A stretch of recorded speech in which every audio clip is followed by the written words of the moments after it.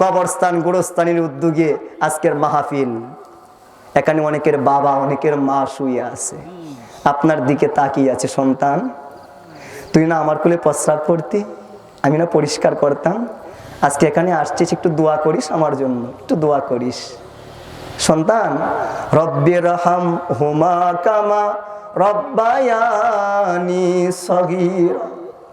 বান্দা তুই বল, তোর বাবার কথা বল, তোর মায়ের কথা বল। বললে কি হবে? আমি আল্লাহ রহম করব, আমি আল্লাহ দয়া করব। তোর চোখের পানিকে ওসিলা করে আমি আল্লাহ তোর আব্বা আম্মার গুনাহগুলো মাফ করে দিব।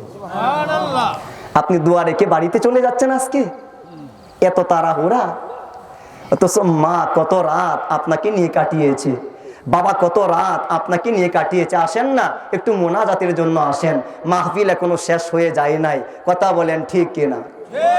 আরে আব্বা আম্মার খোঁজ খবর নেওয়ার জন্য লাখ টাকার দরকার হয় না, আব্বা আম্মার খোঁজ খবর নেওয়ার জন্য কোটি টাকার সম্পদ লাগে না।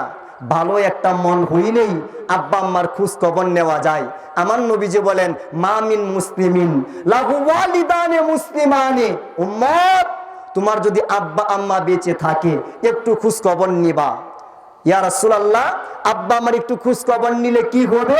ইসবিহু ইলাইহিমা মুহতাসিবান। আমার যেই উম্মত সকাল বেলায় ঘর থেকে বের হয়ে গেছে আব্বার খোঁজ খবর নেওয়ার জন্য, মায়ের খোঁজ খবর নেওয়ার জন্য, বাবা প্রেশারটা ঠিক আছে? ঠিক আছে সন্তান, ঠিক আছে। মা ওষুধগুলো আনছিলাম, খাইছো ঠিক মতনে? জি বাবা খাইছি। আমার রাসূল বলি, উম্মত রে, সকালে ফজরের নামাজ পড়ে তুমি যদি বাবার ঘরের দিকে যাইতে পারো, মায়ের ঘরের দিকে যাইতে পারো একটু খোঁজ খবর নেওয়ার জন্য, ইল্লা ফাতাহাল্লাহু লাহু বাবানি ইলাল জান্নাহ, বাবানি মিনাল জান্নাহ।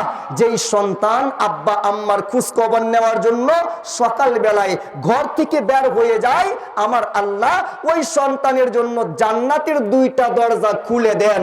জবান খুলে বলুন আল্লাহু আকবার।